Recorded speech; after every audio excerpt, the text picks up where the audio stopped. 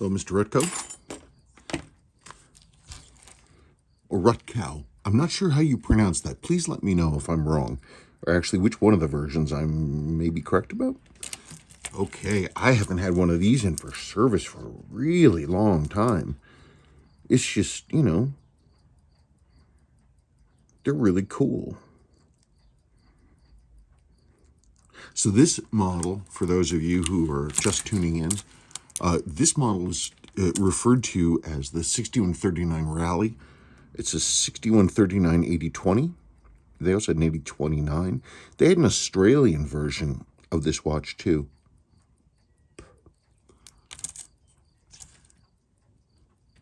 It was one of Seiko's bracelet watches, which they really started getting into in the 70s.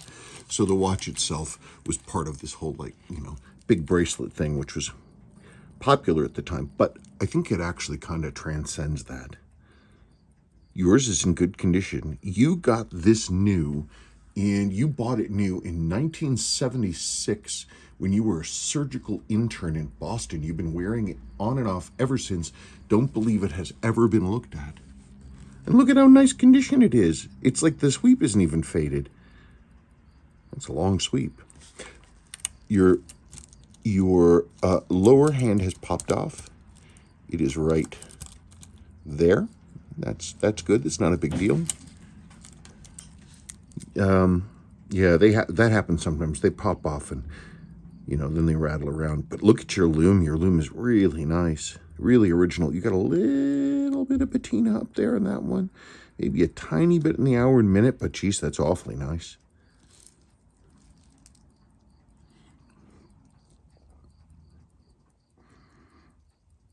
It's got sharp case lines. The fact that you've got the original bracelet is awesome. And you are good to your watches, because these bracelets, if they really get hammered and abused, they don't last as well. But I mean, they're very, very strong, and they're made by Stellux, even though they're not marked Stellux.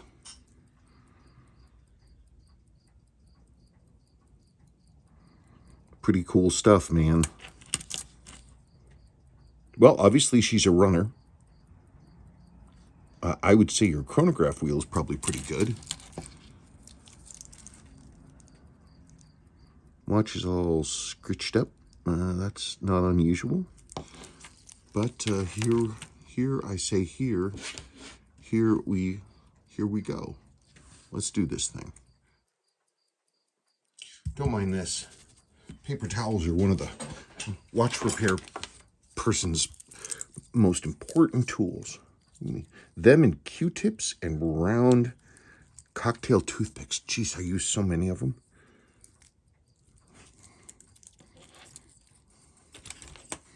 Okay, that's going to go through the cleaner. Yes, those are original Seiko spring bars. At least I believe that they are.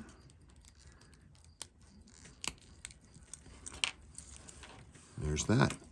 Got us a little...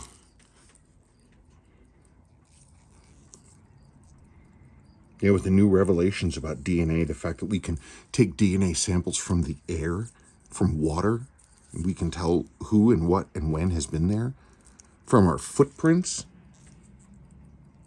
Man, if you threw this thing into a genetic replicator, we could make as many of you as we wanted. That'd be neat. Okay.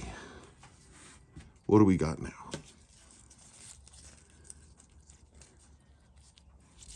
So that bracelet, that's gonna be, those things are pretty fun to clean because they get so much grot stuck in weird places. Okay, you said this thing's probably never been looked at. Let's see how tight the case back is.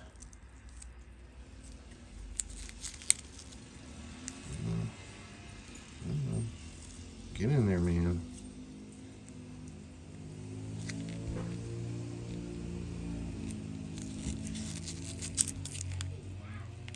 Hey, that's not bad. That's not bad. Oh, kids are home from school. You're gonna hear some squeaking. Okay, now, there we are. You ready for the glory and the majesty? Okay, I don't think I'm going to get any grout out of here. I think that's okay.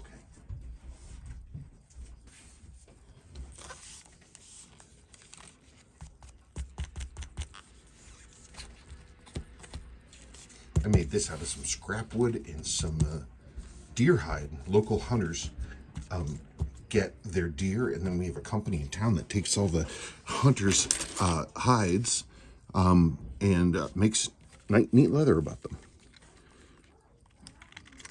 Whoops. Stuck to my finger. It's got a couple tool marks on the case back, which is interesting. Wait, where's the seal?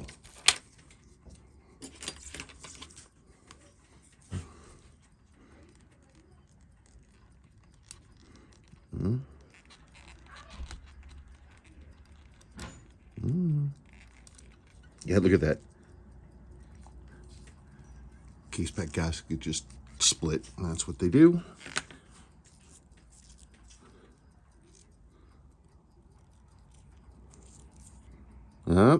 It's definitely been worked on. Definitely been worked on.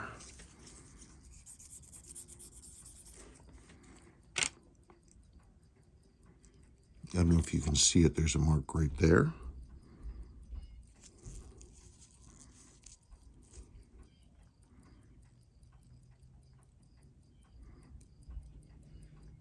H4, AH4. I'm not sure. Got a lot of black grout in here. Interesting. That'll be fun to clean. Okay, let's get this off of here. I don't think that's really helping me.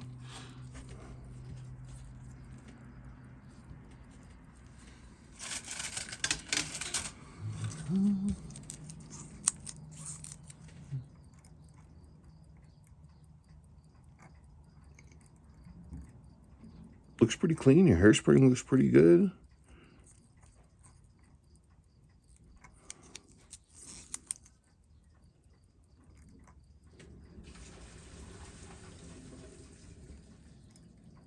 Interesting. That's an old style weight. That's a poke style weight, I think. I could be wrong. I could be wrong. They made a billion different kinds of these backs. No, not really. But with different markings. It's not actually a big deal. It doesn't really mean anything. Okay, well, obviously she's a runner, but we already knew that. There's that. There's this. And let's get that off of there. Okay. Look at the winding bridge. Ooh, look at that. Yeah, definitely was worked on. See that? It's the wrong screw. He lost one of the correct original screws for these, and they have one size smaller tap. And as a result, if you don't keep track of these two, all of a sudden, you won't have a screw that works in your winding bridge.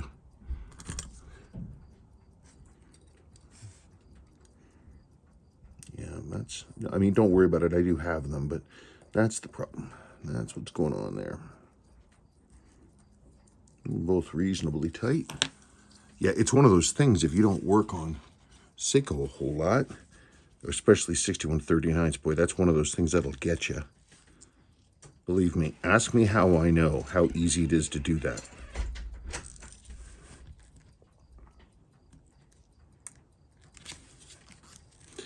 Yep, definitely got some schmutz going on here. It's just dry. Your seat is okay, Paul Evers' seat. Well, we got us a little bit of corrosion going on there.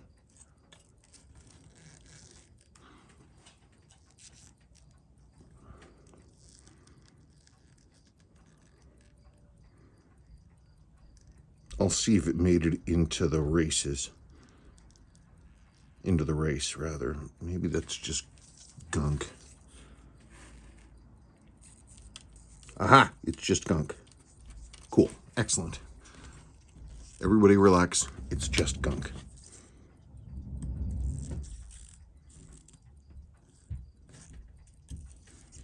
Yeah, see right there. That is your jewel. That's the upper jewel for the chronograph wheel. Right there.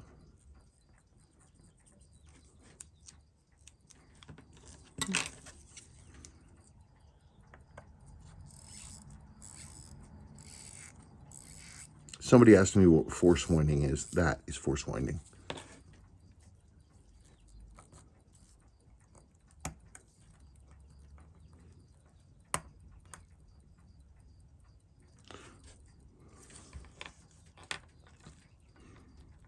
Yeah, I think it's an adjustment too on the chronograph. Isn't that cool? Yeah, look at her run. Look at her go. All right, I think that's a good place to start. I'm going to pull the power back out of the mainspring, just like that. Then I'm going to go like this, and I'm going to remove your movement ring. And here, young man, are your buttons. Look at that. The seals are just going to be off.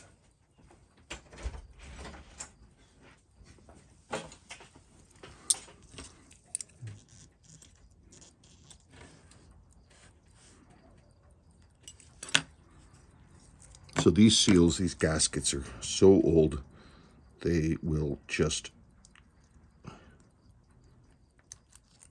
they just come to pieces. Come on, you. Out. Out. There we go. So I'll hand clean those, as well as your movement ring. You can see it's a little dirty inside.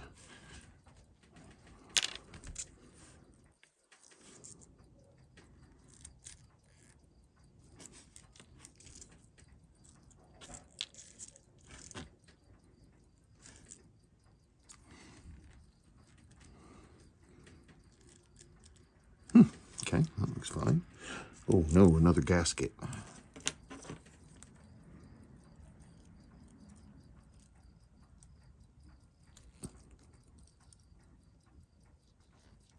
Come on. Oh, freaking fighting me. Yeah. Oh God, I just got that one off it. It just went kapoink. In pieces, mind.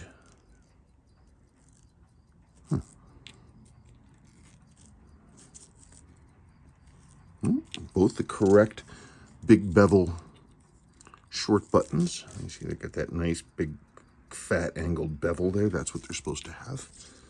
All right. Let us now get rid of this junk. Okay.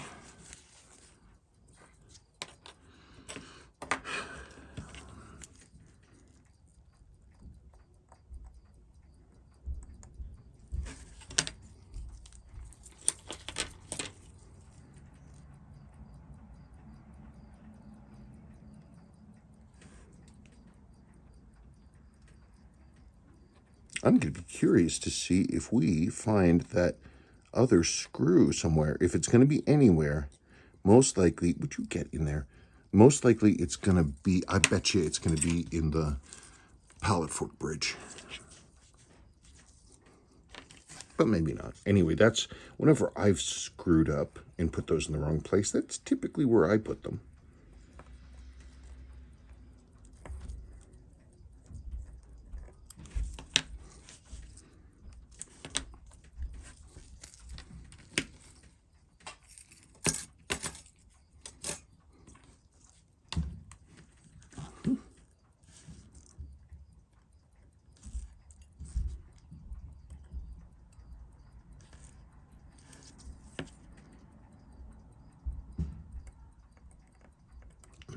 Come on, baby. Oh, my baby. Out we come, out we come. Come on, come on. There we go. Good. Okay, good. Excellent. Alrighty then. There's your crown, and with it, another broken crown gasket, or rock solid crown gasket. Let's get that off of there. rock solid. No, that one was stiff as hell. There are the pieces. Now, well, one piece. There's the other. Okay. Let's get rid of those. I'm not going to return that stuff because it's junk, and I don't think that you want it. If you do, let me know. Okay.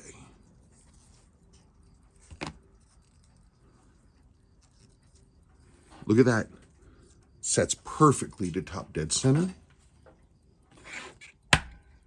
And there's your hand right there.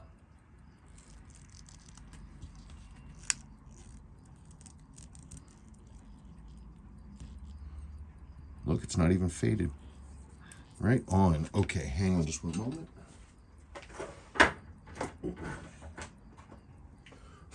Forgot to get my Seiko S tool.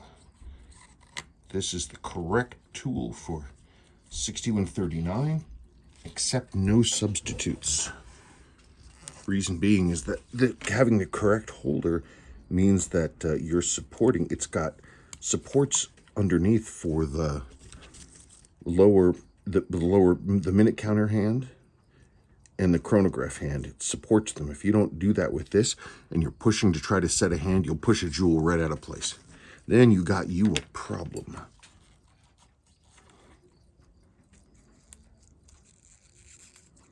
Cannon pinion feels great. Wow, almost a little too stiff.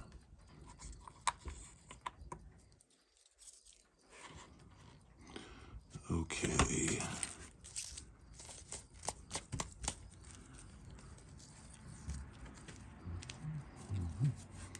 Where are they? Where did I put it? Aha, I knew it. There we go.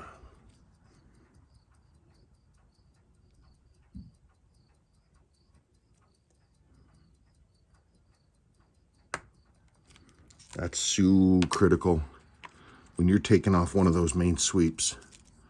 Oh my goodness. Pull straight up.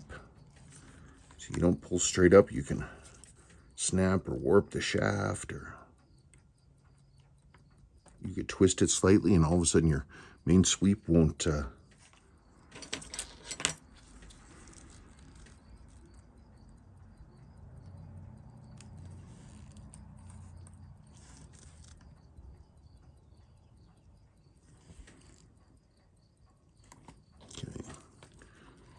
Here we go. Beautiful, beautiful original matte finish on that dial. With the semi satin blue in the lower register. This watch is in really nice shape. Look at how beautiful and flat the Seiko logo is. Look at that. See it? Perfectly flat. If you look at one of these and you get like a weird set of reflections and you can tell that it's bent, ugh. There you go. Perfectly flat. Okay, let me get that dial off. I'm going to come right back. Okay, there's your movement. I pulled the dial.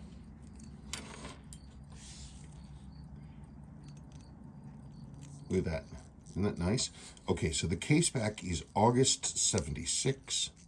I have not looked. I don't know what this is. Look at that.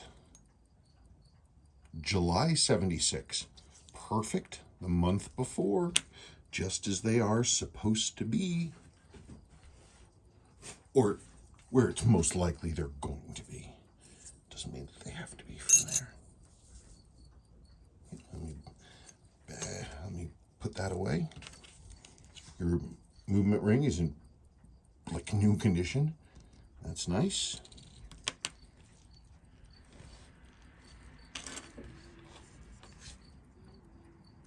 Okay, you know what? I'm gonna pull the front apart first. I just feel like it.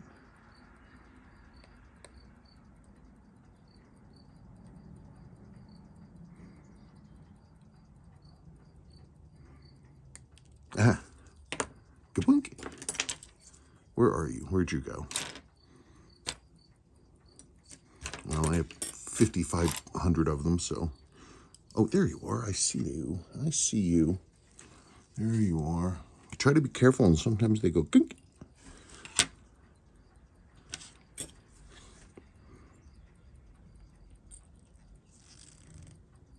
A little bit extra grease in there.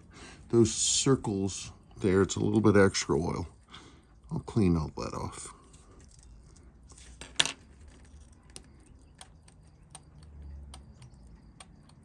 Okay, no problem there. I bet you your cannon pinion and it's just unlubricated because it feels pretty dry. But we'll figure out right now.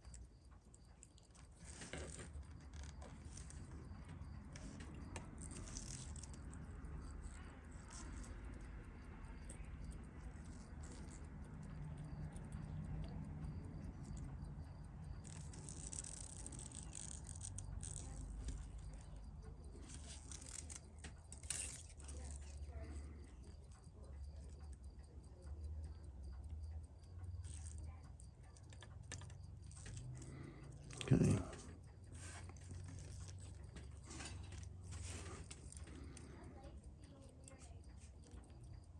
I don't want to use that pair. Where's the good pair? No, no, no, no. Oh, here they are. Good.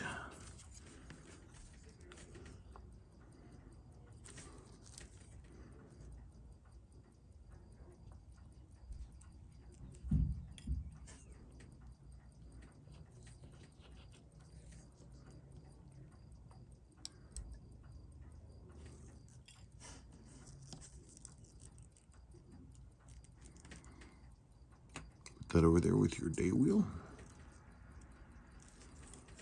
Let's take off the minute wheel bridge and the date correcting wheels. There's that one, 2, 3.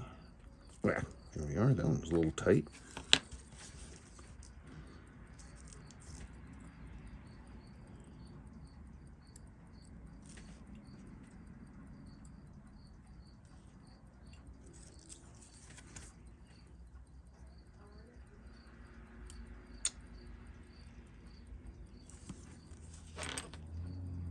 Hey, that's not even that worn underneath.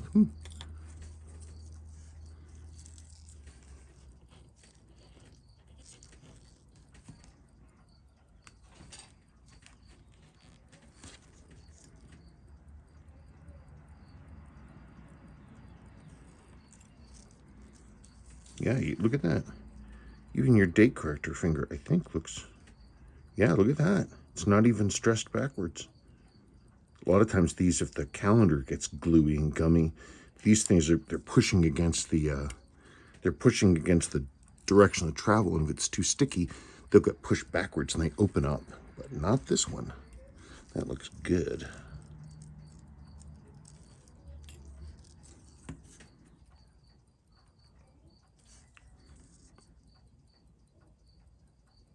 I see you. Wait, we got any bad teeth? Yeah.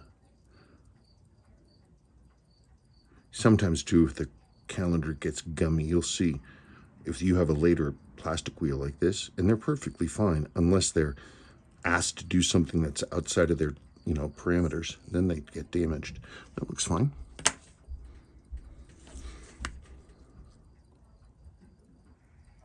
Minute wheel.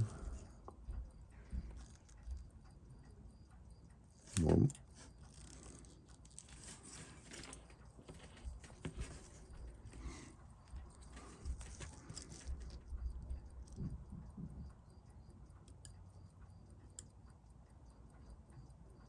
I forgot to note whether this thing was put in upside down or not.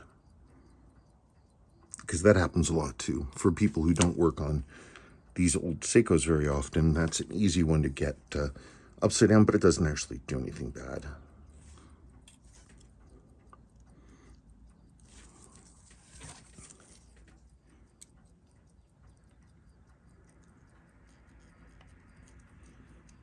Now I'm getting the keyless works out of here. This is the setting lever and spring. I didn't mean to do that.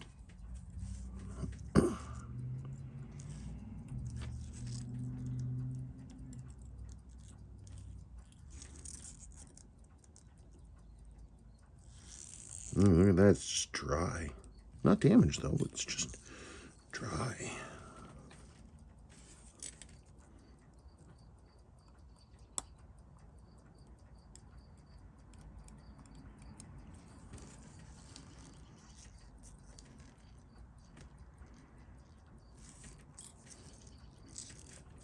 Yeah, I mean, yeah, you wore this, but boy, you never really put the screws to it.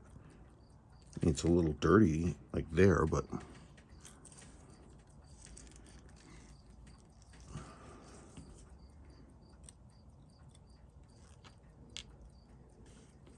gonna have to hand clean that. There that is.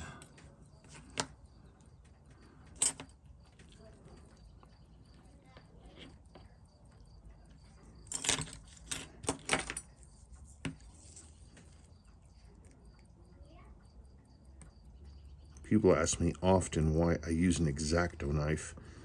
It's because I grew up making models, and it's something that I'm familiar with. I used X-Acto. I've been using X-Acto knives since I was like 6. Okay, got them. How'd you get? Come on now. Come on. Out. Off. Get out of there. There, got it. Good. Now let's do this. Cannon pinion ahoy.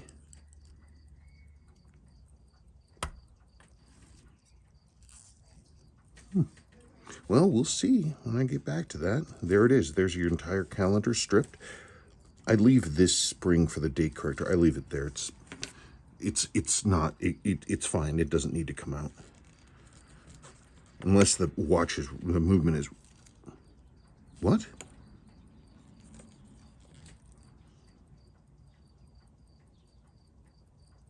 Oh God, for a second I thought it already had a lower mainspring arbor jewel.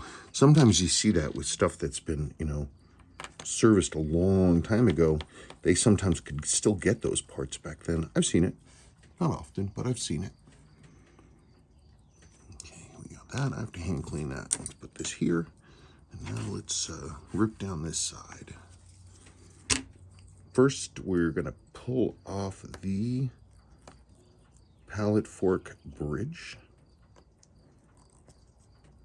It's called a bridge because it's got screws on each side versus a cock, which only has a screw on one side, like the balance, and it sort of extends over what it's doing. Ooh, okay, that one. What I'm looking here for is to see one of those winding bridge screws ended up here.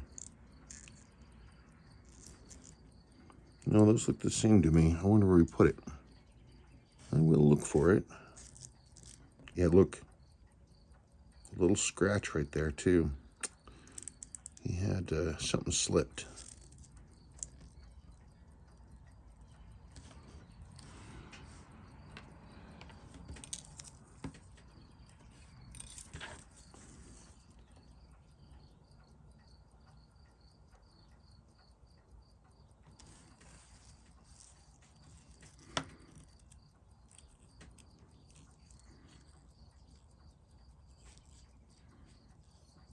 I'm reflecting light off the movement of the faces of the pallet fork to see if they are scored from, running for a long time.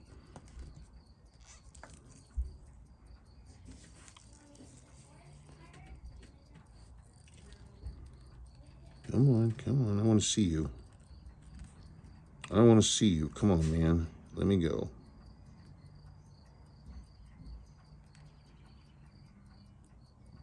Looks dirty, but okay. I'll know more after it's cleaned. Okay, there's that.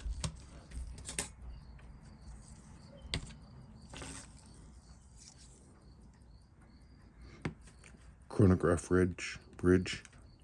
This is the minute counter wheel with its pinion. Here's the intermediary minute counter wheel.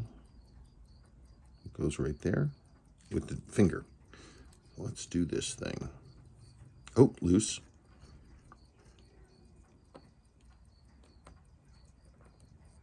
Loose. Loose. Now, that's not necessarily the gentleman or whomever was in this thing before, because vibration will absolutely make these things give up some tightness. Yeah, you reset it a few times. There's a, let's see if you can see this. Okay, so there's the minute counter, right? This is the hammer. So when you reset, this triangular thing goes whack, and this face right here hits the heart wheel right there. And so that lower pinion sits right there. You can't really see it.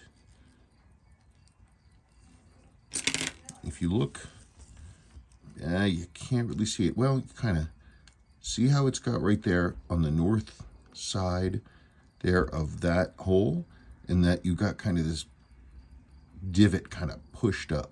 That's from the resetting. Dunk, dunk, dunk. So you used your chronograph a fair amount. I'll look at that. If it's a problem, I'll deal with it, but typically it's not. It doesn't really do anything. It just tells us what's been happening. I will need to hand clean that. Put that back over there.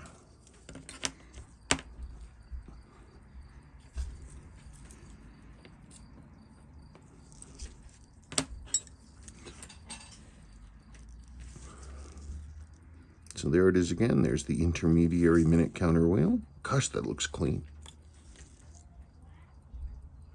Minute counter.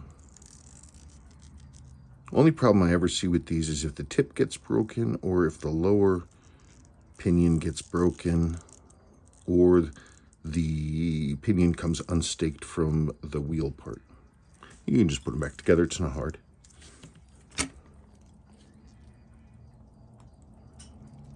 Hammer spring.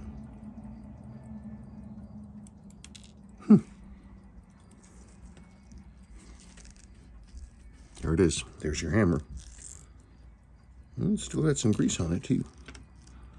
Oop. Oh, would you knock that off? Get in there.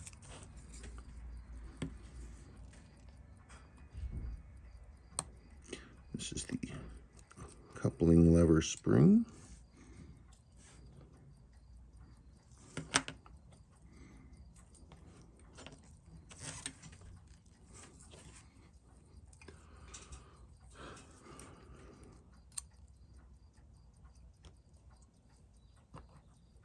Ooh, man, that one was tight.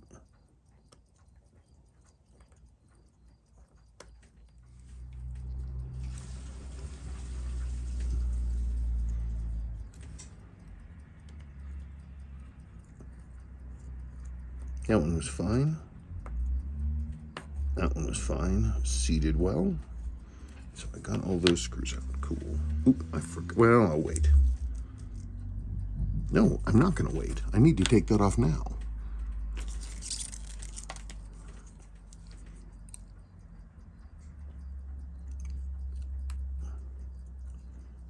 That's the special minute counter little bridgey thing. And it covers over two of the jewels, upper escape, upper third wheel. Yeah, it's a little hacked up. That's the mainspring screen. Something to always look for. Get a sense of who worked on this before. It looks pretty good, actually. Looks like it might just start be cutting in there from the lower mainspring.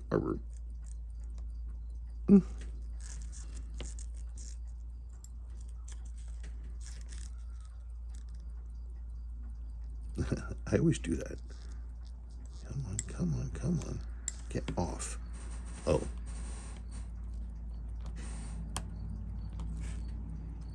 There we are.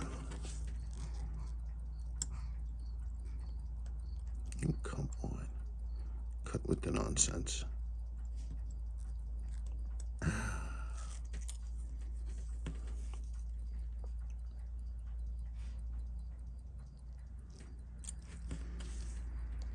This is your pillar wheel.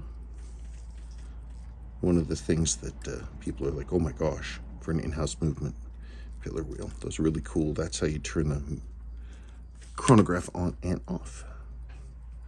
Hang on.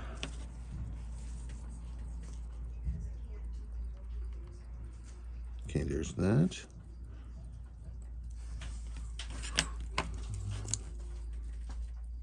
Okay, that screw I've got out. Let's pull the bridge. So some people call this the barrel and tranche bridge, which is what it is, because it bridges both the barrel and parts of the train. You got a little bit of S2 action going on there, but that's completely normal. So I'm going to replace that bushing right there with a jewel after I clean it. Okay, now finally to the good stuff. This, the heart of everything. There is your chronograph wheel. Multi-part component made inside the factory, basically not repairable. And if these are bad, boy. But they mostly go bad from being reset too hard. That's my belief. Because that's the only time I've ever seen them go bad, is during a hard reset. Because it puts a lot of stress into the chronograph wheel, as you can see by the little way that pivot hole was pushed out. And you're putting a lot of pressure in there. That's why you got to have the chronograph clean and adjusted properly. Can't be too hard to push. That felt fine.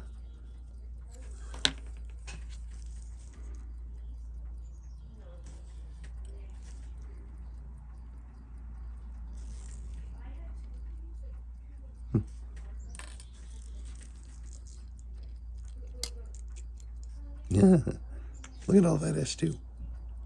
There's your center wheel.